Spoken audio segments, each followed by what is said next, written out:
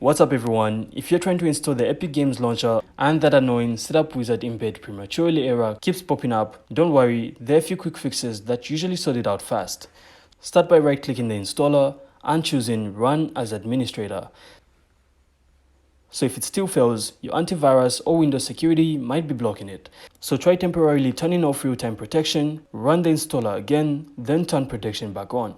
So it also helps to clear out your temporary files by pressing Windows plus R at the same time, then type in %temp%.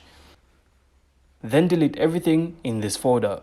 And another thing worth checking is the Windows installer service. So simply open services.msc, then find it and hit restart. And if you had Epic Games before, simply make sure that there aren't any leftover files by going to Program Files and delete any old folders. So once you try these, the setup usually goes through without stopping early, and the launcher should install normally again. So I really hope you found this insightful, and if you did, make sure to leave a like and of course subscribe, then we'll see you on the next one.